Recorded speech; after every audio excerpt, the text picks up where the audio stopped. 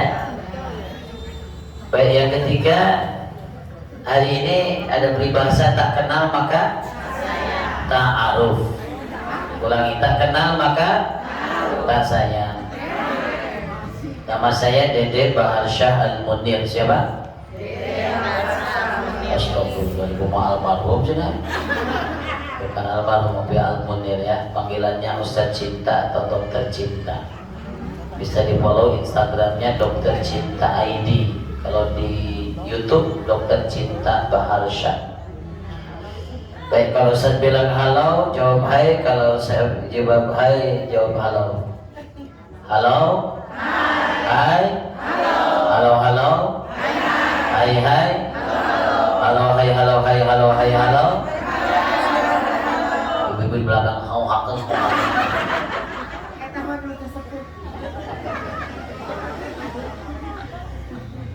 Dalam setiap amal itu kita sering mendengar kata lillah, fillah, billah. Ini konsep pertama dalam menggapai salat khusyuk. Lillah, fillah, billah. Lillah itu artinya karena Allah. Ini terkait dengan niat ibadah. Jadi kalau kita mau khusyuk dalam ibadah, maka niatnya bukan karena manusia, niatnya karena Allah. Banyak setiap amal itu gara-gara orang, biasanya ingin dipuji, ingin mendapat penilaian. Orang yang dia niat sholatnya karena Allah, dia tak butuh pujian manusia. Yang dia butuh dilakukan adalah hanya pujian Allah saja. Dia nggak butuh like orang, yang dia butuhkan adalah like-nya Allah. Makanya Ustadz sering buat jargon, kalau kita memulai sesuatu karena Allah, maka jangan pernah berhenti gara-gara manusia. Gara-gara orang kita nggak jadi melakukan amal, berarti niat kita dari awal memang tidak ikhlas. Orang ikhlas mah mau diejek, mau dicaci, mau dipuji, mau dimaki, tetap aja lurus, tidak peduli. Karena apa yang dilakukannya untuk siapa? Allah. Maka paling penting meluruskan niat. Kalau salah niat dalam ibadah, maka tidak mungkin tercapai kekhusyuan. Maka dalam Al-Quran disebutkan wa idza qamu ila sholati qamu kusala. Ada orang yang dia niatnya tidak lurus, ketika sholat kusala dia malas. Sholat apa yang paling malas? Subuh, Isya, Zuhur. Udah aja semua, Bu. Kok disebutin atu-atu ibu ya? Malas bawaannya, tidak ada gairah, tidak ada keinginan untuk ibadah. Kenapa? Karena dalam sholat tidak ada keikhlasan, sehingga sholatnya nggak pakai tenaga.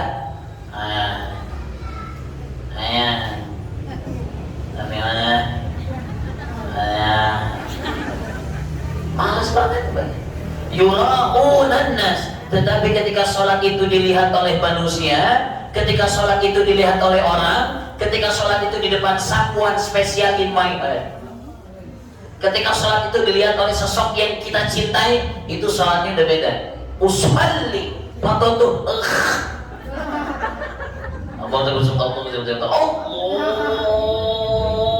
Allahu Akbar, sampai tahiyatnya pun lain. At-tahiyyatul mubarakatus salawatul thayyibah. Asyhadu an la ilaha illallah wa asyhadu anna Muhammadar Rasulullah. Hayya 'alas shalah, hayya 'alal falah. Pada mati salat jadi qomat.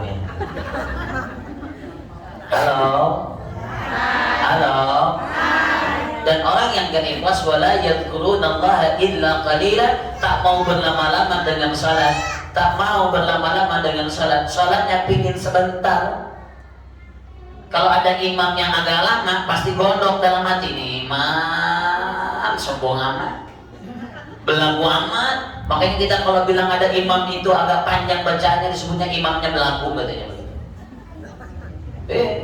Bismillahirrahmanirrahim. Ghairil maghdubi 'alaihim waladdallin. Amin. Bismillahirrahmanirrahim. Yasin. Wow, Yasin, Wal Qur'anil Hakim. Bener nih imam nih. Gue laporin sama DKM. Innaka laminal mursalin. jangan dipakai lagi nih Mak. Ala siratim mustaqim. Wah, apa Pak boleh ngomong ini? Allahu Akbar. Pendek ya Pak. Halo. Halo. Kalau lagi tarawih pasti dipilih itu imam yang paling cepat. Ini masjid ini jam 8 udah beres. Kalau yang ono jam 9 baru beres. Kebangetan itu imam. Soalnya kan aku ada jadwal sinetron. Oh sinetron di Indosiar. Sampai kita nyari bagaimana imam yang cepat, tarawih yang cepat. Kenapa? Karena kita belum ikhlas, bukan belum fillah. Di dalam sholatnya bukan karena kebutuhan, tapi karena kewajiban saja.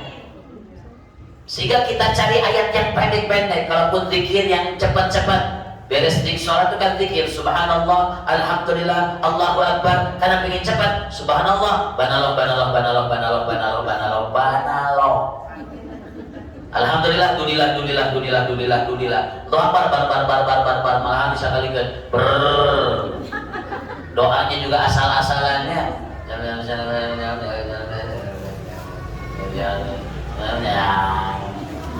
Sholat-sholat yang gak pakai ruh. Kenapa? Karena tidak menghadirkan rasa, tidak menghadirkan cinta. Karena cinta itu kasratul dzikr, banyak mengingat. Al-i'jab, dia kagum. Bahkan wazilat qulubuhum, ketika disebut namanya bergetar hati kita. Itu namanya cinta. Kan al-hayatu bila hubbin kan laili bila nujumin, hidup tanpa cinta bagaikan malam tanpa bintang. Betul ya? Ceburkan orang yang jatuh cinta ke dalam samudra yang luas, lebih cinta dia akan berusaha untuk hidup. Masukkan orang yang patah hati ke dalam gudang roti, dia akan mati walaupun di gudang itu banyak roti, karena dia sedang patah hati. Jadi kalau orang udah jatuh cinta, dia senang tuh ibadah. Makanya niat yang pertama di dalam khusyuk itu adalah ibadahnya harus lillah, harus karena Allah. Yang kedua, fillah, di atas Allah. Apa tadi keduanya? Apa di atas Allah itu? Ibadahnya sesuai dengan bimbingan syariat. Sallu kama ra'aitumuni usalli. Salatlah engkau sebagaimana Rasulullah salat. Yang ketiga, ibadah itu billah, dengan Allah. Makanya kalau konsep ibadah itu adalah ihsan, an ta'budallaha ka'annaka tara, fa in lam takun tara, fa innahu yara. Kau beribadah seolah-olah melihat Allah. Kalau kau tak mampu melihat Allah, yakinlah Allah melihatmu. Level khusyuk yang paling rendah, yang paling tinggi, seolah-olah melihat Allah. Level khusyuk yang paling rendah, seolah-olah dilihat Allah. Kira-kira yang mana kita? Melihat Allah atau merasa dilihat? Dua-duanya susah nggak? Susah nggak? Halo. Kapan terakhir sholat kita khusyuk? Ulang-ulangin dan nanya deh, bisa deh. Kapan terakhir sholat kita khusyuk? Tadi kita sholat asar khusyuk nggak? Tadi duhur kita khusyuk nggak? Sholat subuh kita khusyuk nggak tadi? Biasanya sholat khusyuk itu kita kalau lagi banyak masalah, benar nggak Bun? Sholat khusyuk itu kalau ada masalah sama suami, lagi ada masalah sama anak, lagi nggak punya duit, ketika banyak orang yang minta maaf, pas telepon, mohon maaf pulsa Anda tidak cukup. Pas lagi ngambil duit ke ATM, mohon maaf saldo Anda tidak cukup. Ya Allah, kenapa hari ini banyak yang minta maaf? Maka mulai dari situ, masalah banyak, bayaran sekolah, belum cicilan, masalah suami, gak beres-beres, belum anak masalah. Disitulah sholat kita mulai beda.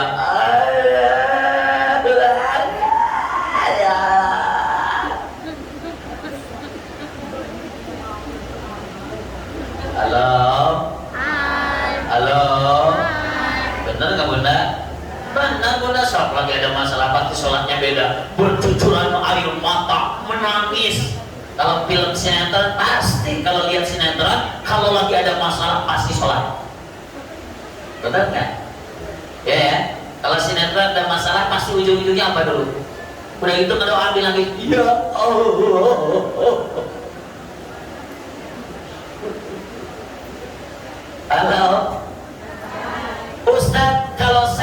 ada masalah itu nangis kira-kira khusyuk bukan? Bukan khusyuk.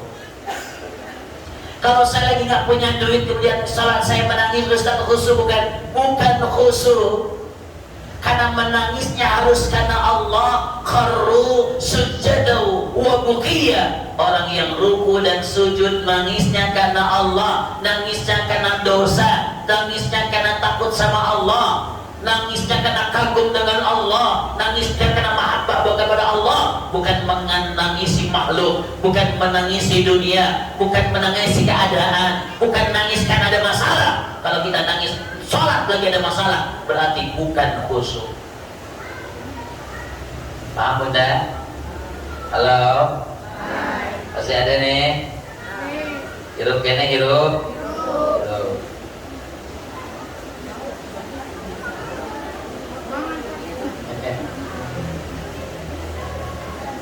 Di khusyuk itu levelnya susah ya Ustaz ya? Oh sangat susah lagi. Makanya kita akan bahas hari ini bagaimana level khusyuk menurut Imam Ghazali. Yang pertama, khusyuk itu adalah ada 6 syarat kata Imam Ghazali. Kalau kita mau sholatnya benar, kita perbaiki itu sholat Bu ya. Mudah-mudahan sholat kita setelah ini jadi lebih berkualitas, amin. Amin. Sholat kita menjadi lebih baik, amin. Tapi Ustaz mau tanya dulu, mau surga mau neraka? Kurang kencang kayak nggak mau surganya. Surga neraka? Surga neraka.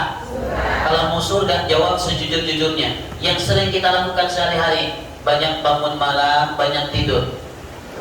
Jujur-jujur lah. Banyak bangun malam, banyak tidur. Pegang handphone, pegang Quran. Banyak zikir, ngomongin orang. Dengerin Quran, dengerin musik. Ayo. Banyak puasa, banyak makan. Banyak ngasih, banyak dikasih. Pengen surga, pengen neraka. Hebat benar orang sini ya. Kayaknya di sini mah di surganya punya orang dalam dia Bang. Kalau di sakun yang ada duit 2.000, duit 10.000, 50.000, 100.000, 500.000, mana yang kira-kira kita sedekahin? Mana yang kita sedekahin? Seringnya yang mana? 2.000. Sering gak kita masuk WC umum, toilet umum? Berapa bayarnya? 2.000. Ibu mau masuk surga, mau masuk WC? Masa masuk surga bayarnya kayak WC? Halo? Kurang kenceng deh. Halo? Masya Allah. Ternyata kalau kita mengukur bahwa apa yang menjadi masalah kekhusyuan dalam ibadah adalah kita terlalu hubbud dunia wa tasyaghul biha, terlalu cinta dengan dunia, otak, pikiran, hati semuanya dunia, dan sedikit kita mengingat akhirat. Coba kalau kita lagi sholat ingatnya mati, pasti khusyuk Bunda. Lagi sholat ingatnya akhirat, pasti khusyuk Bunda. Masalahnya lagi sholat aja yang dipikirin itu dunia. Halo? Halo? Allahu Akbar. Belum. Aduh jemuran. Lagi sholat ingat jemuran. Allahu Akbar. Kok bau gosong begini ya? Tadi kompor matiin kata ya? Ingatlah kompor. Benar? Benar? Bahkan gak sedikit ibu-ibu yang merancang resep menu makanan itu dalam sholat. Allahu Akbar. Oh di kulkas ada tempe sepotong. Di kulkas ada tempe sepotong, kayaknya di kerecek juga enak tuh bapaknya tuh. Ada ikan asin juga seperempat, digoreng aja enak itu ya. Allahu Akbar. Tinggal sambalnya sambal apa nih ya? Oh kerupuknya kurang juga ini kayaknya. Sampai Allah gimana dalamnya apa ya? Itu mikirin resep makanan dari sholat. Bahkan tak sedikit, semua barang hilang lagi sholat semuanya ketemu. Allahu Akbar. Oh cangderan tuh ada di laci. Iya kalau bapaknya itu kemarin gantung di belakang lemari, ketahuan segala. Semua barang yang hilang ketemu sama sholat. Makanya kalau ada barang hilang cepat-cepat cari. Ya Allah, emangnya sholat buat nemu barang? Bukan cepat-cepat sholat, cari dulu tuh barang, jangan sampai ke bawah sama sholat. Ini ngomong pas lagi kehilangan sesuatu cepet-cepet sholat, pas sholat pasti ketemu. Ada aja benda ya. Halo, masih ada nih? Masih ada nih? Makanya sebelum kita nanti resepnya Imam Ghazali, maka sholat itu kebagi tiga. Pertama as-sholatu qabla sholat, yang kedua as-sholatu 'inda sholat, yang ketiga as-sholatu ba'da sholat. Apa itu as-sholatu qabla sholat? Sholat sebelum sholat. Sebelum bunda sholat, hatinya, pikirinnya itu udah kepingin sholat.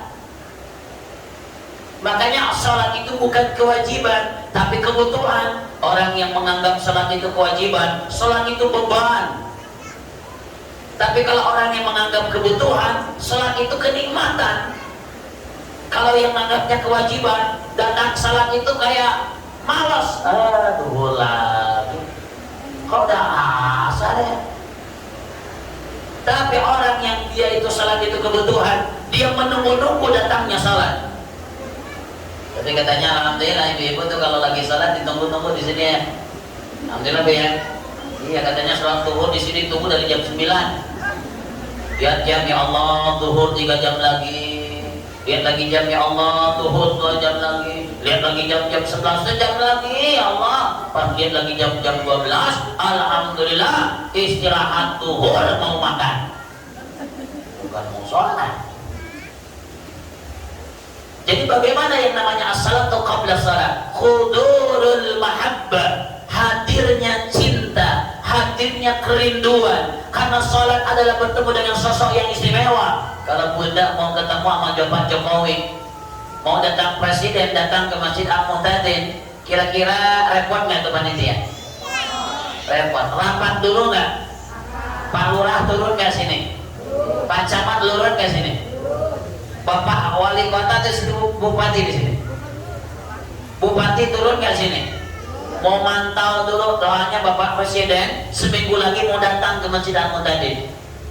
Rapat meeting ibu dengan seragamnya nanti apa ya?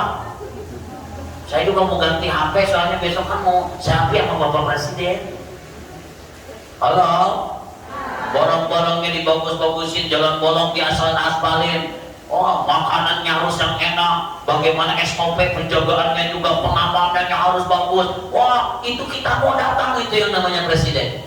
Bahkan 3 hari sebelum datang presiden ada satpol PP ke sini. Ibu-ibu semuanya 3 hari lagi mau ada Bapak Presiden. Mohon kepada seluruh warga perumahan yang ada di Cibaduyut ini, semua rumah-rumahnya dicat yang bagus-bagus.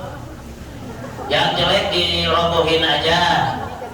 Tidak boleh ada jemuran di depan rumah, tidak boleh ada sampah, karena Bapak Presiden mau lewat 3 hari lagi. Itu 3 hari udah beres. Gak boleh ada sampah, harus bersih, harus clean.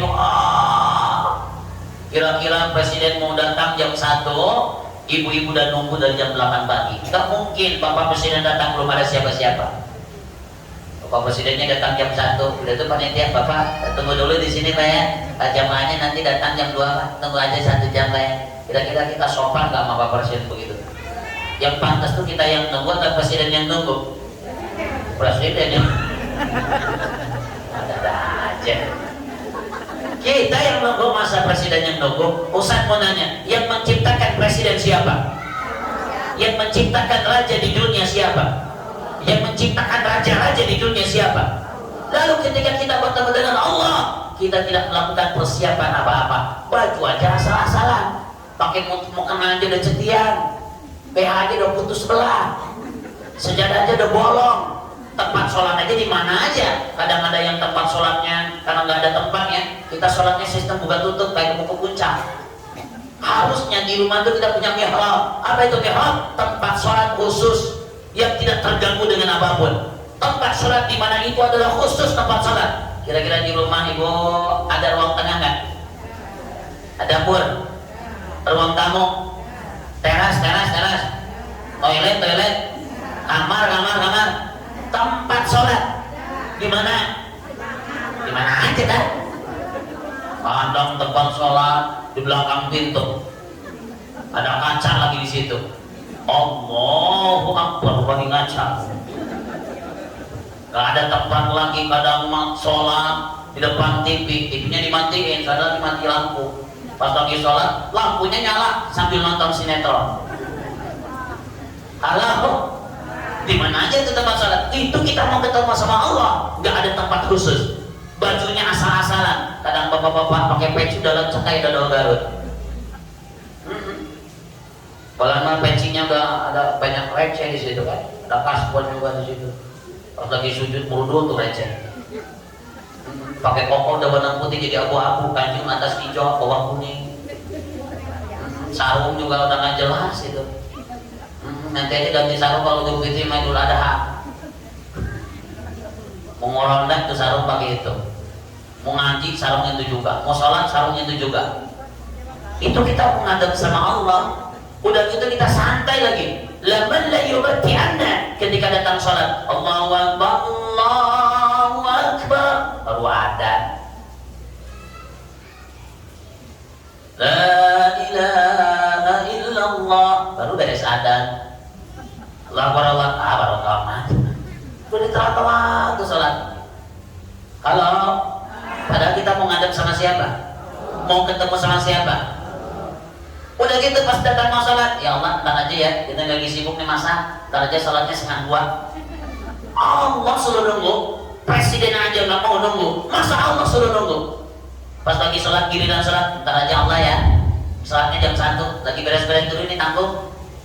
Allah suruh nunggu, padahal tiap hari Allah manggil hambanya dengan kalimat azan, tapi kita melambat-lambat. Bagaimana kita khusyuk dalam sholat? Kalau sholat saja kita tidak ada keinginan untuk cepat-cepat bertemu dengan Allah. Makanya yang paling penting dalam sholat, hudurul mahabbah, hadirkan cinta dalam sholat kita. Sudah cinta belum sama sholat? Jangan ngomong-ngomong khusyuk kalau sholat aja masih telat. Halo? Ada yang dipepet-pepet sholatnya kan? Banyak ya? Sholat subuh, sholat zuhur, Pak? Kan ada rokaatnya. Sholat subuh di pagi, sholat zuhur di siang, sholat asar di sore, maghrib isya di malam. Dari rokaatnya pun sholat subuh 2 rakaat, zuhur asar 4 rakaat, sholat maghrib 3 rakaat, sholat isya 4 rakaat. Banyak yang dipepet-pepet. Sholat zuhur mepet asar, sholat asar mepet, sholat maghrib mepet, sholat isya mepet, sholat subuh kesiangan jam 7:30 karena soalnya malam bergadang nonton bola. Itu anak kita sholat subuh 7:30. Dilihat sama ibunya, ya Allah, anakku rajin amat sholat duhanya. Padahal subuh kesiangan. Ada yang sholat zuhurnya mepet asar, jam 3 kurang seperempat, jam 3 kurang seperempat itu baru sholat asar. Allah asar zuhur, Allahu Akbar, pas assalamualaikum mau asar, dur asar, baru mau sholat zuhur. Ya Allah, sudah asar lagi. Ada kamu mah zuhurnya mau asar. Selalu dilambat-lambat di dalam salat. Laman la yubati anna, jangan bicara khusyuk dalam salat. Kalau salat pun masih melambat-lambat. Apa rahasia khusyuk dalam salat? Suratul istijabah, respon yang cepat. Ketika Allah memanggil, maka saya menganggap panggilan Allah jauh lebih penting daripada urusan dunia, daripada masak, daripada beres-beres, daripada belanja, daripada urusan dengan manusia. Ketika adzan berkumandang, maka semuanya stop, hentikan. Itu yang terjadi di Mekah dan di Madinah sampai hari ini. Paling benar baru pulang dari Mekah Madinah kan? Kalau di sana zuhur asar stop, toko tutup, nggak boleh ada aktivitas. Kalau lagi adzan ada yang jualan langsung ditangkap, langsung ditutup tokonya. Nggak boleh jualan lagi. Ini kita Jumatan motor-motor. Ada nada nih, ada nada. Nggak ada respon sedikit pun hati kita untuk memenuhi panggilan Allah. Jangan bicara khusyuk kalau sholat kita masih lambat-lambat. Betul banyak? Halo? Halo? Wah, jadi lemes begitu ngajinya nih. Jadi betul ya Danda. Jadi betul-betul di mana hudurul qalbi ketika kita betul-betul ingin salat kita khusyuk, maka jadikanlah salat kita adalah suratul istijabah, respon yang cepat ketika Allah panggil. Laman la yubati'anna, jangan melambat-lambat Anda untuk salat. Bahkan wudunya pun pakai tadabbur ma'ana bil wudu. Makanya kenapa banyak ulama-ulama yang membacakan wudu itu dengan doa-doa khusus, ya? Kenapa? Supaya tadabbur ma'ana. Ya Allah, jadikan wajah ini bercahaya nanti di surga. Terimalah catatan amal hamba dengan tangan kanan, jangan dengan tangan kiri. Betul ya? Jangan jadikan ini rambut ini nanti dibasuh dengan api neraka. Semuanya baca itu untuk mentadabburi. Ini wudu kayak ikan tidak ada air. Cepat tuh wudunya. Nggak ada ruhnya sama sekali. Yang dibasuh dari wudu bukan hanya membersihkan zahir, tapi membersihkan ibu kumur-kumur. Ingat, ya Allah, maafkan dosa saya, mulut ini sering gibah. Ya Allah, maafkan mulut saya sering marah-marah sama suami. Ya Allah, maafkan mulut hamba ini yang selalu berkata kotor dan berbohong, berkata kasar. Basuh di mukanya. Ya Allah, jadikan wajah hamba bercahaya di akhirat kelak dengan wajah yang tulang turja, karena malu di hadapan-Mu ya Allah, karena banyaknya dosa yang hamba lakukan. Ketika basuh tangan kanannya, ya Allah, terimalah catatan amal soleh hamba dengan tangan kanan, jangan dengan tangan kiri. Ya Allah, jernihkanlah pikiran hamba, tambahlah ilmu ya Allah, selalu mengingat-Mu ya Allah. Basuh telinga kita, ya Allah, maafkan dosa telinga kanan dan telinga kiri hamba. Basuh kaki. Ketika kita wudu, bukan hanya membersihkan zahir, tapi membersihkan batin. Ibu wudunya begitu belum?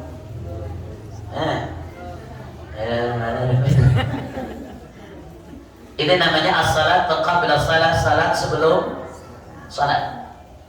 Dua, as-salatu 'inda salat, salat ketika salat.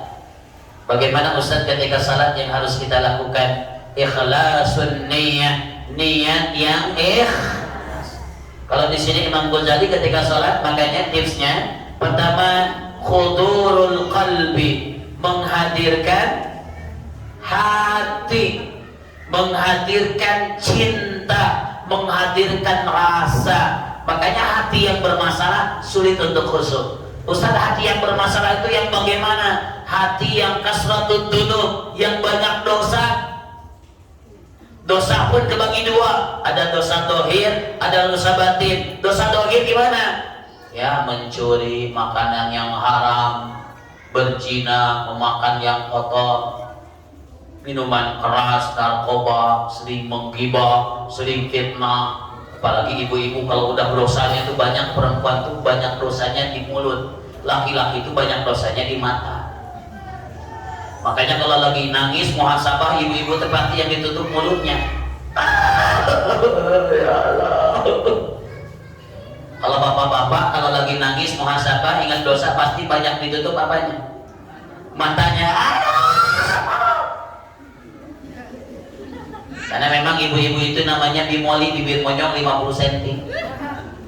Kalau udah bicara, ya Allah, ya menit penantian memang psikologisnya begitu. Perempuan itu bisa berbicara minimal 21.000 kata per hari. Minimal. Laki-laki itu maksimal sehari hanya 7.000 kata. Kecuali mau balik. Karena kalau mau balik banyak diem, nggak ada ngomongin. Bener nggak, Bu? Ibu kok diem aja sih? Halo? Iya. Bibirnya itu panjang banget. Bimon tuh malah bibir monyong 70 cm. Apalagi udah mau gosipin orang, ya Allah. Bukan bikin majlis taklim, namanya majlis taklim gosip Indonesia. Kumpulnya hari Senin sama Kamis di tetangga. Kalau ada gosip baru tuh udah kayak nemu intan berlian permata. Ya, kalau ada gosip datangnya jam 9 malam itu semalaman nggak bisa tidur. Kata suami, kenapa ibu nggak bisa tidur? Ini ada gosip belum nyampe ke tetangga. Besoknya diceritain, kamu tahu nggak tetangga kita yang sebelah itu? Oh, orangnya ini, ya Allah, suka ngegosip tau, ngomongin orang terus kemana-mana itu teh ngomongin orangnya. Saya juga nggak suka sama dia teh. Kemana-mana itu mah ngegosip aja orang mulutnya. Aku nggak suka sama dia mana? Tapi teteh itu juga ngejelekin orang. Ya saya mah cuma ceritain aja. Halo. Gak kerasa itu dosa dilakukan, mata dilakukan, lihat HP terus. Karena kenapa? Majlis taklim zaman sekarang bukan lagi majlis taklim al-Islamiyah, bukan majlis taklim al-Muhtadin, tapi banyak ibu-ibu yang berada di majlis taklim al-Facebookiyah, wa YouTubiyah, wal Instagramiyah, wal WhatsAppiyah, wa TikTokiyah. TikTok. Apalagi majlis taklimnya wa Lazadiyah, wa Tokopedia, wa Bukalapakia, wa Shopia. Dia jadi keranjang mulu. Masukin keranjang, dibayar kagak? Halo, halo, matanya bukan dilihatin nama Quran, lihatinnya mah bintang-bintang drakor, lihatannya nonton-nonton bintang Korea, sampai nangis bawang bombay. Idolanya itu Lee Min Ho, Yu Jin, Lu Tiao Hao, Chang Ching Chalang, Chuan Kim, Wen Tiao. Oke, Tiao makanan ya, sampai bisa bahasa Korea. Oppa sarangeo kan sanida.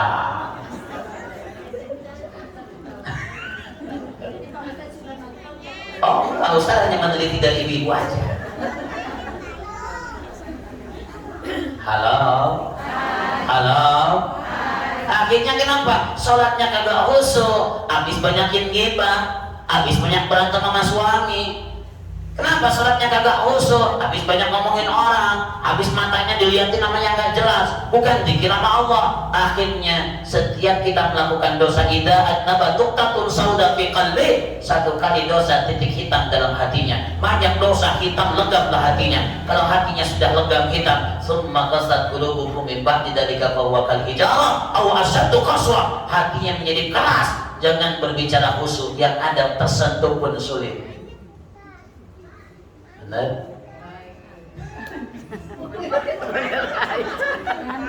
Yang kedua apa Ustaz? Yang kedua dosa hati. Apa Ustaz dosa hati itu? Riya, ujub, sombong, takabur. Pingin dilihat sama orang, pingin pamer sama orang, pingin dipuji sama orang. Hasad, iri, dengki, amarah, dendam. Jangan bicara sholat khusyuk kalau kita masih gak suka sama orang. Apalagi sama tetangga, sama saudara, gara-gara warisan berantem. Sama tetangga gara-gara saling jelekin jadi berantem. Rasulullah tuh mulia, dihina, dicaci, dimaki, gak pernah sakit hati. Gitu. Kita mah hina, kemudian dihina. Memang hina. Kita mah jelek, dijelek-jelekin emang jelek. Bahkan ketika Bunda dijelekin sama orang, Bunda harus bangga. Kenapa? Dia mah tahu kejelekan saya cuma satu, padahal ada 100 ini tidak. Dia mah gak tahu aja. Halo, ada yang suka sedikit-sedikit sakit hati. Aku nggak suka sama tetangga itu, ngomongnya ya Allah nyakitin banget. Aku bukannya udah sakit hati. Saya pernah gimana sama dia, aku nolongin sama dia ya, baik-baik sama dia. Tapi dia nya nggak, aku menggantu aku sakit hati. Gara-gara sakit hati tiap ketemu dia. Kalau ke majlis taklim ada dia di depan, dia di belakang. Kamu ke warung ada dia, nggak jadi beli makanan, najis ya. Gila anak lupa saya dah royal, kaburan siagat mau nggak akurat sampai berantem berhari-hari. 3 hari kita berantem, la yadkhulul jannah, tak akan masuk surga. Orang yang memutuskan tadi silaturahim, la yadkhulul jannah qatibur rahim. 3 hari dia berantem tuh. Apalagi sampai bulan-bulan berantem, sampai dia mau meninggal dunia. Mama sekarang sebentar lagi mau meninggal dunia. Anak-anak kumpul semuanya. Mama mau memberikan wasiat. Ini permusuhan lanjutkan oleh kalian. Sampai diwarisin juga. Halo. Kira-kira orang yang punya dendam, penyakit hati, kira-kira khusyuk nggak salatnya? Nggak akan pernah khusyuk karena hatinya bermasalah. Kalau nggak kita ngasih nyimpan dendam sama mantan, hati yang tersakiti, menangis tanpa air mata, terluka tak berdarah. Jerman jelatan mantan. Ya, ngedoain juga jelek. Mantan kita itu nikah yang lebih muda. Kita ditinggalin sama anak-anak. Kira-kira mau doa apa ibu? Ya Allah, jangan bahagia rumah tangganya ya Allah. Masih ada dendam sampai doa-doa kita berdoa-doa yang buruk. Orang yang berdoa buruk jangan bicara sholatnya khusyuk. Kenapa? Masih ada penyakit hati dalam dirinya. Bahkan ada sebuah kaul ulama yang mengatakan dia pernah 1 tahun tidak bisa sholat tahajud. Selalu kesiangan. Sampai dia berpikir, dosa apa ya Allah yang saya lakukan sampai setahun ini saya tidak bisa bangun tahajud. Sampai akhirnya ayo Allah, sampai kemudian Allah tunjukkan dosanya. Ternyata dosanya ada perasaan hasad kepada orang. Ketika dia masuk ke masjid, ada orang yang sujud nangis dalam hati dia bicara, dia nangis pengen kelihatan sama orang. Tahu saya di Maria. Gara-gara dia ngomong begitu sampai di hatinya, maka Allah haramkan dia dan bisa tahajud selama 1 tahun. Dan dia tobat sama Allah dan minta maaf sama orang itu, baru kemudian dia bisa tahajud kembali. Berapa banyak kita hasad sama orang, berapa banyak kita bersuuzon kepada orang. Orang bangun rumah, kamu itu dari mana uangnya? Korupsi dong. Korupsi? Saya tahu tuh PNS gajinya berapa, dia rumahnya 3 lantai begitu. Dari mana coba? Jadi mobilnya baru lagi, dari mana? Kayaknya sih nyegit dia, tuh nyegit. Suudzon bawanya sama orang. Orang yang punya sifat suudzon sama orang, bermasalah dengan manusia, hasad, iri, dengki, ria, sombong, ujub, takabur, tidak akan pernah merasakan khusyuk. Kenapa? Hatinya bermasalah. Paham bunda? Jadi sekarang kenapa kita sulit khusyuk? Karena khudurul qalbi, sulitnya menghadirkan hatinya yang bermasalah. Maka cara membersihkannya bagaimana? Allahumma salli wa sallim ala sayyidina wa maulana Muhammad adada ma bi'ilmillahi salatan daimatan bidawami mulkilahi landung hati ayat 5 perkara kahijina maca Quran jeung hartosna, kaduana salat ugi dilakonan, katiluna emut Allah salawasna, kaopatna talapar jeung puasa karena Allah takkan nafsu teka paksa, kalimana kumpul sarang Allah bidu'anna diijabah. Jadi yang pertama baca Quran, bersihin hati. Gimana Ustaz? Dengerin Quran, baca Quran, sahabat minimal 1 juz 1 hari. Alhamdulillah kata ibu, tadi juga kamu menjamaah ibu-ibu di sini mah sehari ada 2 juz, sekali ada yang 3 juz. Saya tanya lagi sama ibu, juz apa aja? Juz al bukan, juz qoman. Supaya hatinya bersih, siram dengan Quran, tiap hari tak ada kecuali kita baca Quran. Iqra'ul Quran fa innahu ya'ti yaumal qiyamah syafi'an li ashabihi. Jadi syafaat wa nunazzilu minal Qur'ani ma huwa shifaa, dan Quran itu menjadi obat. Apa lagi Ustaz tadi? Zikir. Maka minimal tiap pagi baca maghfirah, baca ratib hadan, baca ratib al-atas, apa aja yang kita bisa zikir. Sebanyak-banyaknya kita zikir kepada Allah. Karena itu akan menyerimai hati kita, mengobati hati kita. Ada bizikrillah tatma'innul qulub. Hati akan menjadi tentram, jadi tenang. Apalagi Ustaz yang dibanyakin? Puasa. Ya, karena orang yang puasa minimal sebulan 3 kali, maka dia akan melapangkan dada, menghilangkan dendam, meningkatkan sifat angkuh dalam dirinya. Jadi lembut hatinya. Yang keempatnya tadi apa? Bergaul dengan orang-orang saleh. Ya, bergaul dengan orang soleh, memujalah satu salihin. Kemudian juga ini amal-amal supaya hati kita menjadi bersih. Coba ya, halo, halo. Pak Ustaz, kalau hatinya udah bersih, gimana? Apa cirinya hati udah bersih? Innamal mu'minuna alladzina idza dzukirallahu wajilat qulubuhum. Ketika disebut nama Allah, hatinya mulai bergetar. Ini malah lagi sholat, tukang kredit datang, kredit mulai bergetar karena ingat bayar. Ada yang tukang nagih hutang, hati kita berdebar. Ini berdebar bukan karena ditagih hutang, tapi berdebar karena disebut nama Allah. Ketika disebut nama Allah, hati kita udah mulai ada. Ya, halo. Hai. Halo. Yang kedua Bunda, at-tafahum, memahami apa yang dibaca. Tadi yang pertama hudurul qalbi, menghadirkan hati. Yang keduanya at-tafahum, memahami apa yang dibaca. Dari mulai takbir sampai salam, Bunda harus tahu sama arti-artinya.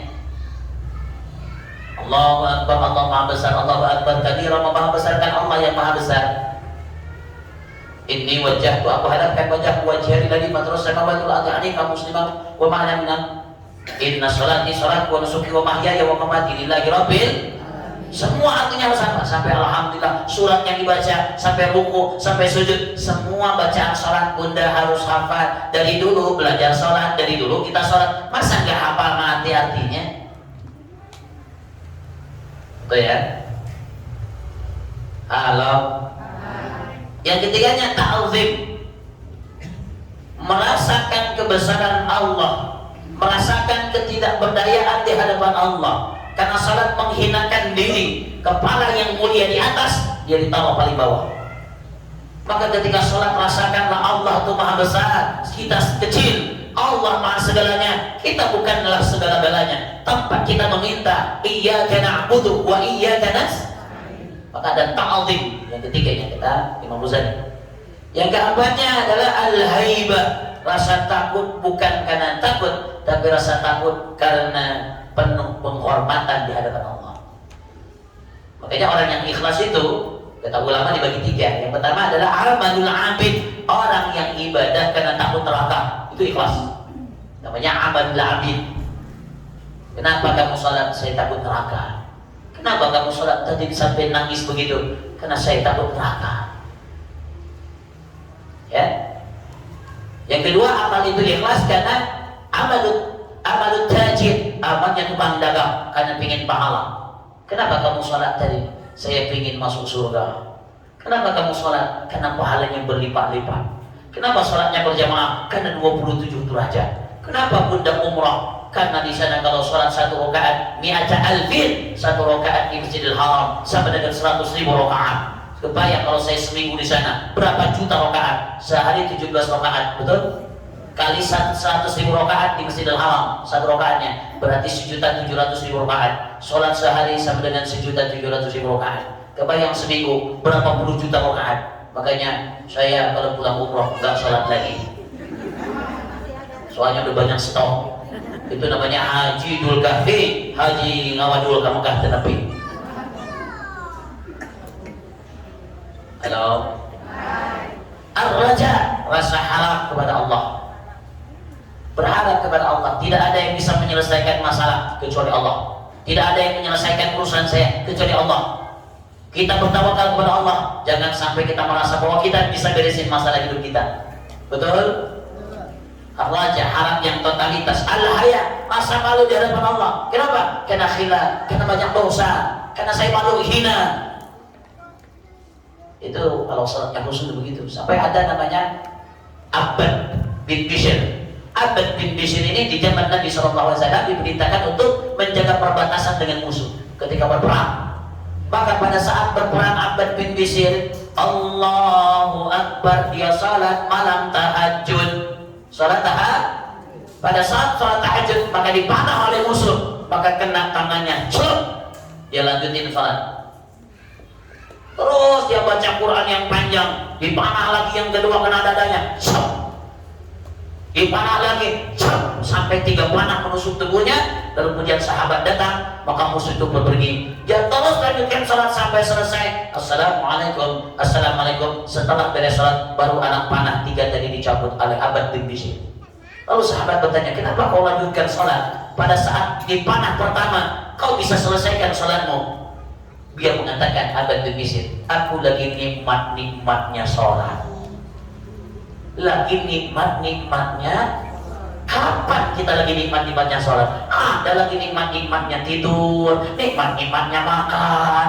Nggak bisa diganggu, karena tidak ada. Kata gue. Halo? Bagaimana Nabi Shallallahu Alaihi Wasallam ketika beliau salat sampai kakinya bengkak? Ditanya oleh Aisyah radhiyallahu anha, ya Rasulullah, kenapa kau salat sampai kakimu bengkak begitu? Bukankah Allah telah menjaminmu surga? Tapi apa yang dijawab oleh Nabi? Afala akunu abdan syakura? Tidak bolehkah aku menjadi hamba Allah yang bersyukur? Bahkan ada namanya, siapa namanya? Ya Allah, lupa saya. Rasulullah ketika sholat sunnah, maka di belakang ada seorang sahabat yang dia bermakmum. Maka ketika bermakmum, maka dia mengatakan, Rasulullah SAW ketika sholat baca surah Al-Baqarah. Al-Baqarah itu 2 juz setengah kurang selembar ya. Maka di ayat ke-100, Huzaimah itu Yaman namanya. Huzaimah itu Yaman ketika bermakmum, Nabi mau ruku nih, padahal Nabi beresin surah Al-Baqarah sampai beres Al-Baqarah, alhamdulillah beres juga akhirnya. Ternyata Nabi lanjutin sama surah An-Nisa. Beres An-Nisa, Nabi lanjutin sama surah Ali Imran. Al-Baqarah, An-Nisa, Ali Imran, 1 rakaat. Bacaan normal saya itu 3 salat 5 jam. Kemudian Nabi ruku, panjang ruku Nabi Sallallahu Alaihi Wasallam, kata Huzaimah itu Yaman, hampir sama dengan panjang berdirinya. Kemudian Nabi sujud, sujudnya Nabi hampir sama panjang sama rukunya. Kira-kira kalau ada imam begitu kita lakukan gak? Makanya kita kan ada viral di TV itu kan ada sholat taraweh 23 rakaat 7 menit. Ada ya? Sampai Al-Fatihahnya di 1 nafas. Bismillahirrahmanirrahim. Yang biasanya amin amin. Allahu Akbar, Allahu Akbar. Sholat udah kayak brigjen. Yang kasihan sholat pada begini siapa? Nenek-nenek. Nenek mau ruku, imam udah berdiri. Nenek berdiri, imam udah sujud. Nenek mau sujud, imam ke atas. Nenek ke atas, imam ke bawah. Nenek ke bawah, imam ke atas. Kata nenek, capek saya ngejar imam. Sekali tarawehan 5 orang, nenek pingsan. Begitu. Kecepatan ke sholatnya. Masya Allah. Baik, saya buka termin tanya jawab. Yang mau bertanya silakan. Karena sudah jam 5, ibu sudah biasa jam berapa? Jam 5 ya. Silakan, ada yang tanyakan? Foto? Bunda-bunda, silakan Bu. Boleh.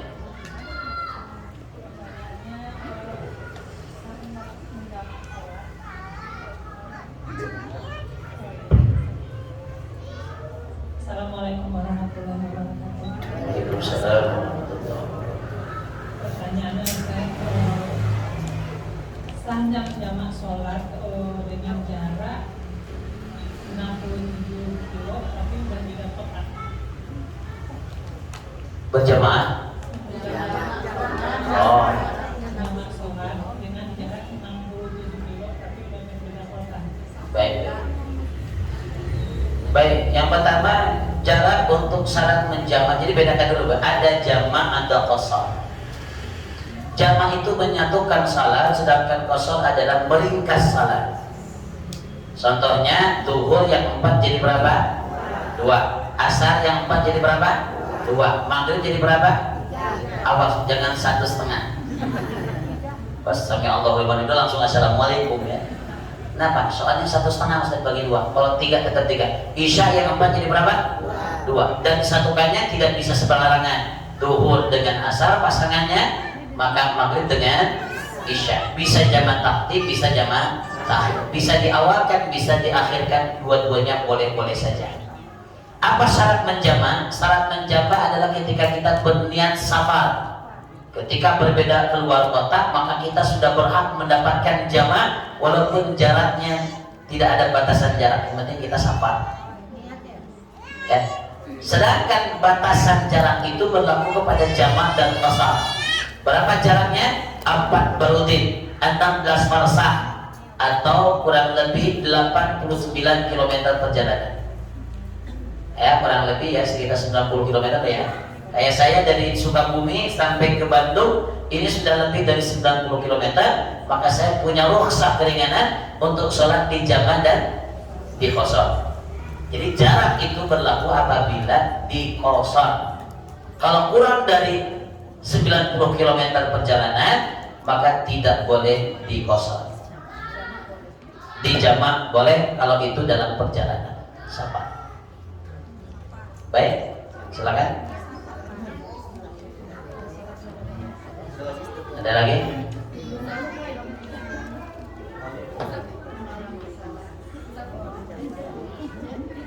Ustaznya menanya, saya bagi. Cek. Lagi terakhir.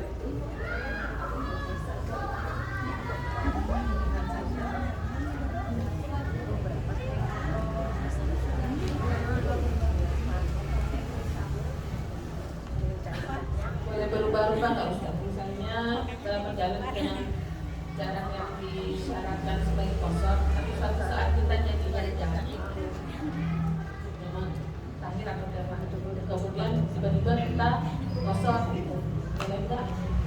Ya tidak boleh berubah. Artinya kalau misalkan mau jamaah, mau qasar. Ya. Contoh, ketika kita sholat duhurnya berjamaah, sedangkan kita mau menjamak duhur dengan asar, tapi duhurnya berjamaah mengikuti orang 4 rakaat, maka asarnya jangan 2, karena tadi duhurnya berapa? 4. Walaupun kita jaraknya lebih dari 89 km perjalanan, ya, sudah jauh banget, tapi karena tadi sholat duhur kita 4, maka tentunya asar pun tetap 4, tidak dikosor, karena tadinya duhurnya hanya dijamak saja. Ya, jadi boleh kalau memang mau dijamak saja, tidak dikosor. Dua-duanya berhak dan boleh. Artinya mau sholat normal kita juga boleh, mau sholatnya dijamak juga boleh. Kayak kita mau umroh, sayang kalau kita dijamak dikosor. Ya, mendingan kita normal saja sholat seperti biasa 5 waktu. Karena kita memang niat mau ke Mekah, mau ibadah. Ini mau ke Mekah dijamak kosor, bahkan ada yang menjamaknya itu sholatnya semingguan. Usolli fardhu maghribi Selasa, Rabu, Kamis, Jumat, Sabtu, Minggu, Senin, seminggu kita sholat itu.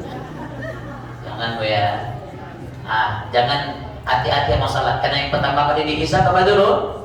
Salat. Janji kami dengan kalian adalah salat. Barang siapa yang berani ninggalin salat, faqad kafara, maka dia jadi orang kafir. Bahkan Islam itu singkatannya Islam, Isa, S-nya subuh, L-nya lohor, A-nya asar, M-nya maghrib. Islam. Makanya orang nggak sholat maghrib namanya Islam. Orang nggak sholat asar, nggak sholat maghrib namanya Islam. Orang nggak sholat lohor, nggak sholat asar, nggak sholat maghrib namanya Iis. Mau ngaku Iis ya? Cekit. Cukup maksudnya? Cukup ya. Mudah-mudahan apa yang disampaikan bermanfaat dan berguna. Alhamdulillah wa syukurillah, jazakallah pada Ustaz Dede yang sudah menyampaikan ceramahnya pada kesempatan sore hari ini.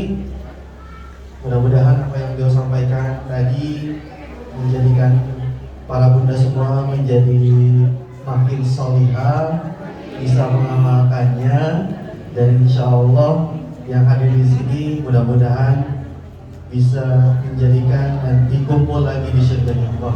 Amin. Izin di kesempatan terakhir ini sebelum nanti kita doa bersama dengan Ustadz, jadi mohon tidak beranjak dulu.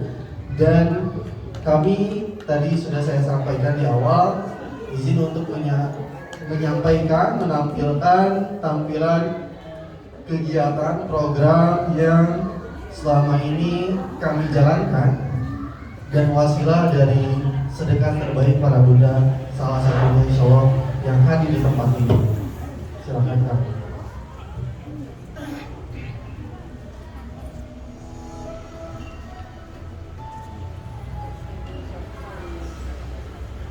Yayasan Sohibul Huda Indonesia merupakan bagian dari salah satu lembaga yang dirintis oleh almarhum Syekh Ali Jaber. Kini kami melanjutkan cita-cita wasiat almarhum Syekh Ali Jaber untuk menciptakan pembibitan sejuta penghafal Quran. Selain itu, kami pun mempunyai program pelayanan dalam bidang pendidikan, dakwah, dan sosial. Energi pendidikan. Rumah Quran Sohibul Huda. Rumah Quran Sohibul Huda adalah lembaga pendidikan yang menyelenggarakan pendidikan Al-Quran untuk anak usia 3-6 tahun PAUD atau TK dan anak usia 7-13 tahun SD. Energi dakwah. 1. Wakaf Al-Quran. Program bantuan muslim Al-Quran di wilayah Indonesia. Pembayaran ini ditujukan kepada perorangan maupun lembaga.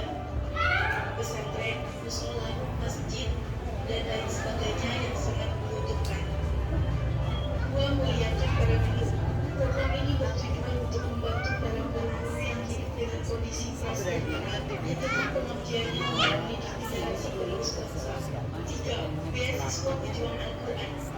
Program ini akan kami salurkan kepada